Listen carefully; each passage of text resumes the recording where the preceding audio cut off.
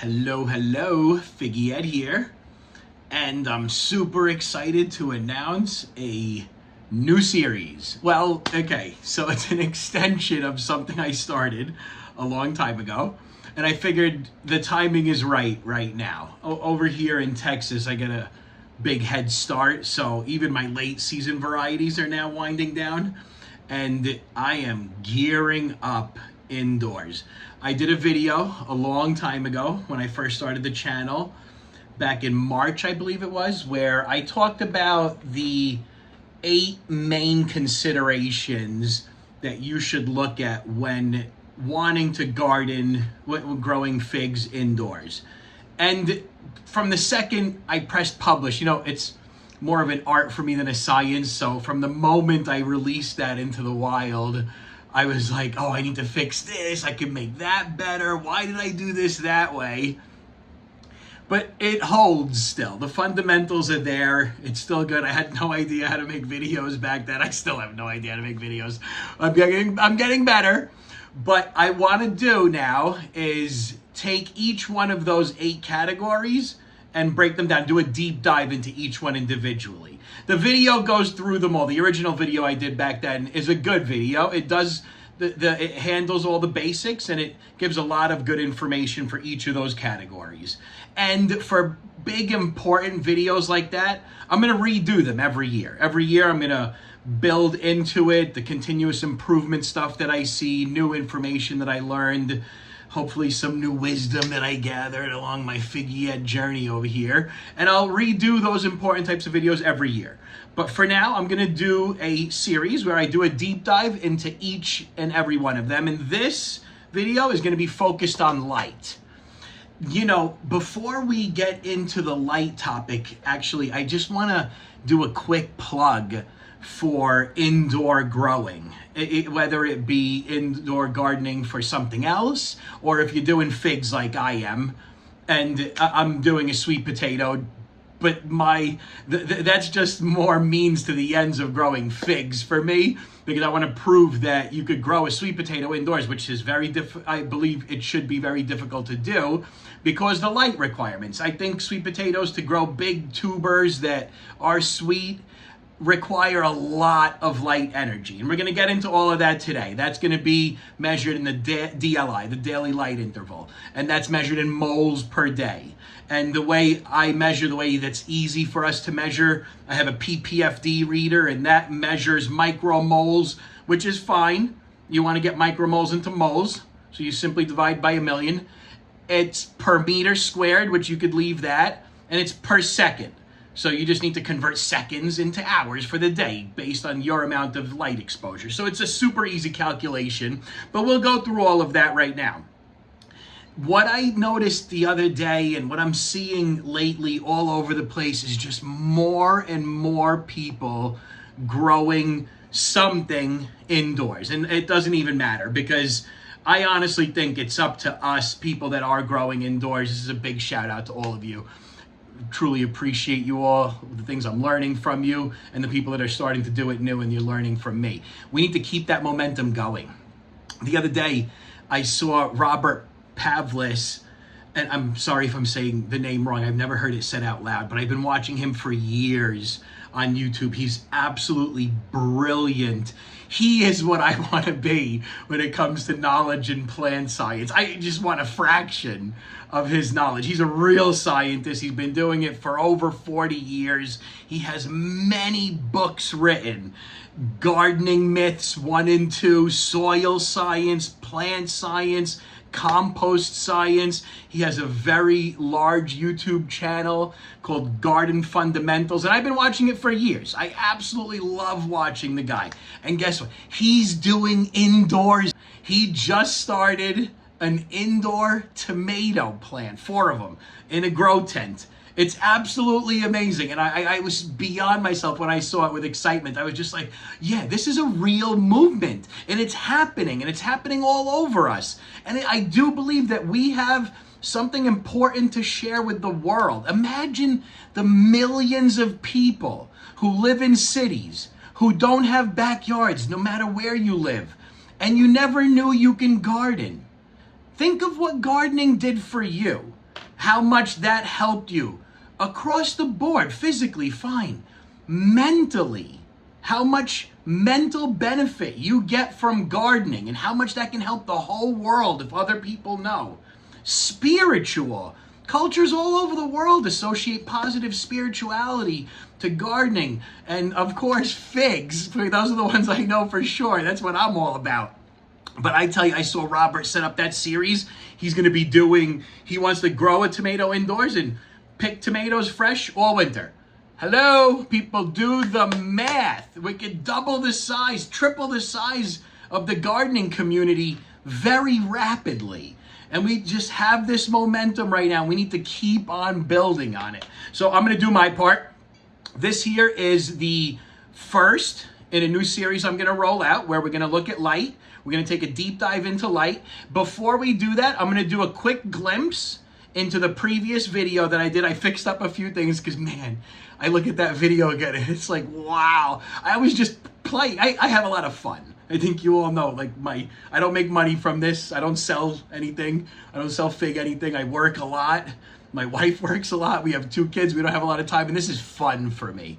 So while having that much fun, I looked at my last video and it was out of control. I must have experimented so much in that one video with video transitions and all this. So I cleaned up a little bit of that. And let's just take a quick look, a few minutes into some of the important stuff regarding lighting, indoor lighting, when it comes to my previous video. Let's take a glimpse into that and then we'll get right back into it. I identified 8 major categories to consider when growing figs indoors. And if you want them to be sweet, I am not a master. I'm not trying to pretend like I'm an expert here. I'm not. I'm doing a lot of experimentation and I'm learning a ton. And that's what my videos are mostly about. I'm sharing with you what I'm doing and the results that I'm seeing. Sometimes you can limit the variables a lot and truly say that this thing that I did led to this result, but you can't always do that. And I'm pretty clear in my videos when I am able to isolate variables and not. So what you're gonna notice is it looks very expensive to do everything that I'm doing. And yes, all of this is very expensive, but I had to first prove that you can grow sweet figs indoors successfully. So check, that is the very expensive version of it. Since then, I've been experimenting with ways to reduce costs by a lot and still get sweet figs. So less expensive on the lights, less expensive on the soil, less expensive on the fertilizer.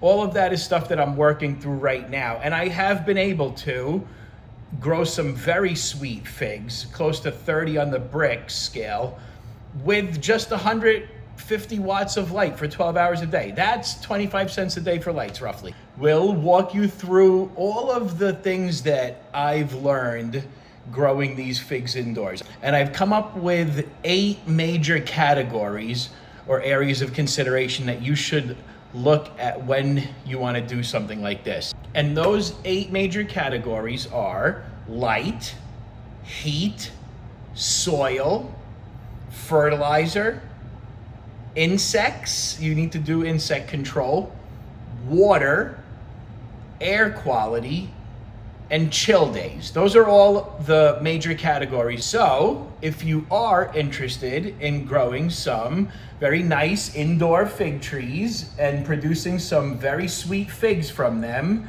come on, follow along with me. Let's get into some detail. Okay, so when I first started doing this, people told me that the biggest challenges I'd run into would be replicating light and heat that the figs get in their natural environment. And absolutely, I put a lot into that. And you'll see my setup. I have several different types of lights that hang from the ceiling. I have Spider Farmer, I have Bestva, and I have Faceta. And then I also have lights that go around the perimeter and they're on stands. And those are mostly Sansi lights. You can hang the lights from a pole. You can hang them from a rack. You can do direct hang from the ceiling. That's what I do. I find a beam up in the ceiling and I hang it, connect it directly to that beam. And then you can also set up an enclosed space, and that's what I think most people do when they're growing things indoors, but I did not. You can also use the lights on the stands, and I absolutely love those lights on the stand. I even pretend that I turn off the lights on the ceiling earlier and I leave the lights on the stands to pretend it's like sunset time. What you'll see in my description, I put a ton of detail to measure the PPFD, the photosynthetic photon flux density, and that essentially measures the amount of usable light that actually reaches the plant's surface. It measures it in micromoles per square meter per second. And I have a tool, a really cool little instrument that gives me some good measurements over there. What I do in the description is I compare the sun, well, it's not a comparison, but I show the PPFD from the sun during midday, during the evening, and during a cloudy day. And then I show the lights that I have hanging from the ceiling. So my spider farmer, my Bestva, and my Faceta, and I go 1 foot below to 2 feet below, all the way down to 5 feet below, and I do adjacent 1 foot also, just so you can get an understanding of the PPFD readings and some cool information over there. One last consideration in the light area is the carbon dioxide. If you're going above 1,000 PPFD, this is all from reading, not experience. If you want to introduce some carbon dioxide, some extra carbon dioxide into the air, because those extra chemicals, and I don't understand the science thoroughly here, but at a high level, what I understand is the extra carbon dioxide will help create the chemicals inside of the plant that will allow it to use going above 1,000 or 1,200 PPFD. So if you're going to have intense lights like that, you might want to consider introducing some carbon dioxide. If I can do this, anyone can. I promise. I'm not an expert in any of this stuff. I did a little bit of reading. I consider myself an aggressive hobbyist. And I do throw a lot at it. I get it. But you don't have to throw a lot at it. You just do more reading and have more time, and it could all be done. I don't want to say very easily. It's very possible for all of this to be done. To show you a bit more about my lights that I have, and I hear that they're not great lights. I've since learned there's way better lights, and mine do the job. They're very inexpensive, relatively speaking, but they get the job done. And I have Bestva, Faceta, and Spider Farmer, the 450 watt, and the other two are 400 watts. Then I have around the perimeter a bunch of Sansi lights, and they're really, really great. What I'll do in the description is I did a measurement of under each light isolated, 1 foot, 2 feet, down to 5 feet, and then I did it adjacent 1 foot off where the light ends. I went 1 foot out, and then I did all of those measurements again. So you can see all of that. And I'll link off to a video that I did where I went with the meter and I just measured live all of these different areas, so you can get an understanding of what my canopy's getting, what other areas are getting. And honestly, it's not that much light that they're getting. It's just, it looks like a lot, because it is a lot, but the trees are so far away, some of them, like, they're all over the place, my trees. So it's just like a really good example. It shows you exactly what some trees are getting, what some trees are not getting, how I'm compensating for it by using the side lights. There's a whole bunch of things in that video that you can observe directly for yourself. All right, I think we're recording here. I'm so excited by this video and this test I'm about to do. Well, not a test, this measurement I'm about to take, that I took out my tripod and this whole apparatus that holds it, and it should follow me as I go places. No? Are you supposed to be following me right now? All right. I think I figured out how to use my tripod apparatus here, but I don't know. All right, let me see what's going on here. All right. We are now in my backyard, and we are getting some good, intense afternoon sun here in Texas in September. And we would like to do a PPFD reading. And then, since this is measured per second, we would like to convert that to the entire day. So we know how much energy my fig, this fig leaf right here, this meter squared, is getting for the entire day. Very simple calculation, right? You see this? That's a lot of PPFD. We live in Texas. The sun is very intense. The trees get a lot of energy. So, and then you just take that and you convert it for the number of, you convert the seconds into hours that this tree is getting for the day, the number of seconds it's actually getting for day. And then you get the moles for the day. That's the DLI. So now if I take this reading here, which is above, it's about 1600 over here, right around, hovering around 1600, and I bring it over here into the more shaded area, you're going to see a big change right there. It's going to drop substantially, but it's not going to go to zero.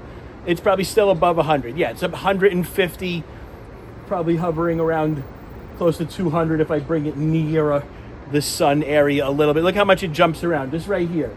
You see what I'm doing right here? Just this little tiny movement here? That makes such a huge difference in PPFD.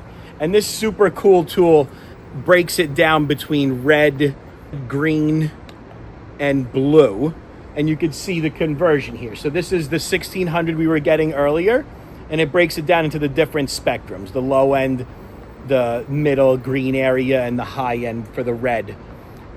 And then you could convert all of that into the daily amount that it gets. All right, let's go do a fun calculation. All right, I hope you all had as much fun as I did just now going out in that Texas heat. I actually feel glad to be back in my 78-degree office right now. It's feeling kind of cool. So now that we did that, we took a look outside. We saw that my tree is getting 1600 micromoles per meter squared per second, the PPFD, the photosynthetic photon flux density. That's the amount of light energy, usable light energy.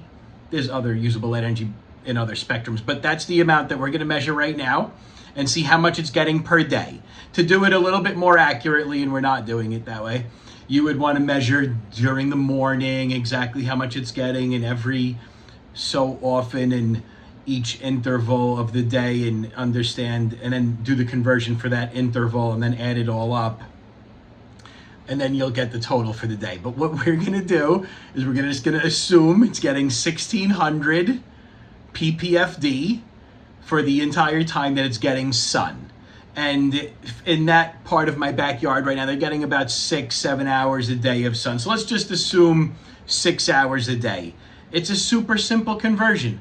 All you need to do is take the PPFD measure, which is in micromoles, and you want to convert that to moles, and you want to convert it from per second for the day. So you just literally have to just convert from micromoles to moles and from seconds to the entire day.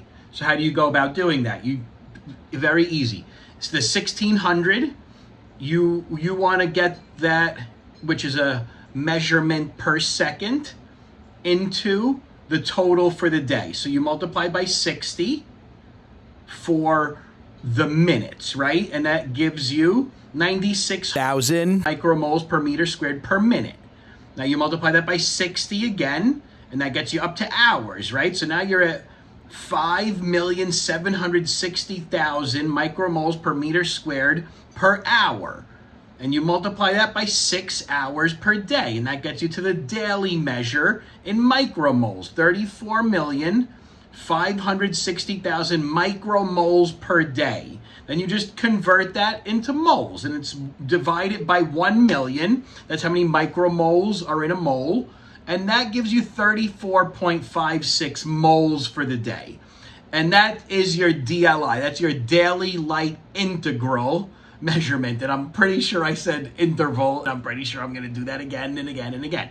But for now, I'm going to get it right. Daily light integral. And that's 34.56. That's a lot.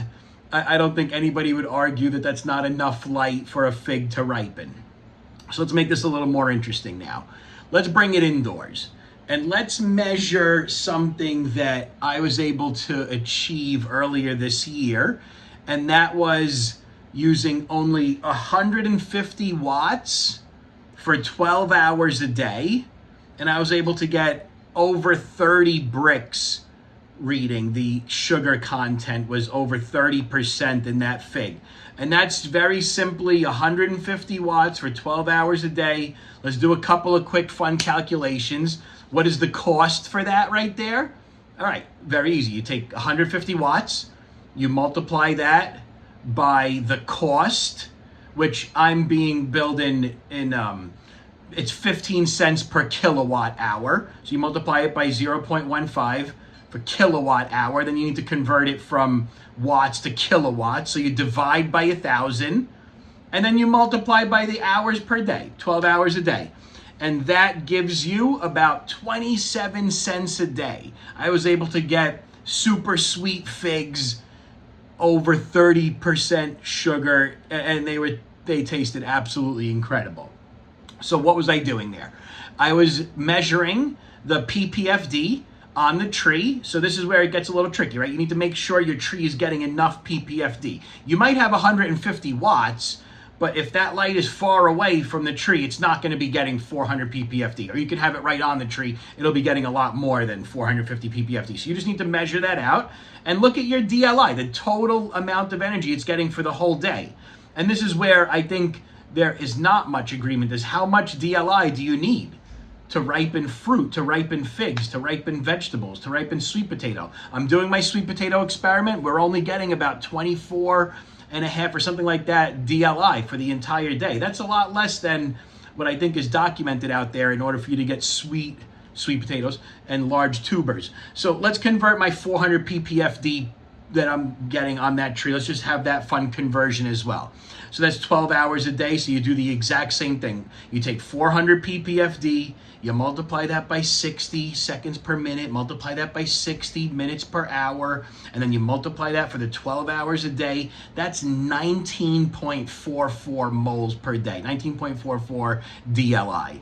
And that is way less than I think is prescribed out there. I'm not exactly sure what's prescribed and what's not, but I did an experiment. I did a test, and less than 20 DLI, less than 20 moles per day, I was getting super sweet figs. So let's do this. Let's go in there. Let's learn. Let's experiment. Let's take a look at what it really takes to grow figs indoors. By no means am I saying it's easy. It's not easy. There's a lot of different things you need to do. I have problems all the time. I sometimes have more problems with my indoor figs than I do with my outdoor figs. They're kind of on autopilot out there. I have a huge insect ecosystem. I have my feeds. Everything is all autopilot out there. Inside here, it's a different story. I'm managing this day to day. I have different trees and different stages. Some have never been outdoors. Some are super confused. Some are just now getting started and are about to take off. So they all have different needs. I have to feed them different things. I'm going organic now as much as I can. I have to check for insects all the time. Maybe you should check out my video if you're interested in growing figs indoors. Yes, the video that I'm going to redo every year. But for now, it's good. The fundamentals are there. Let's do this, folks.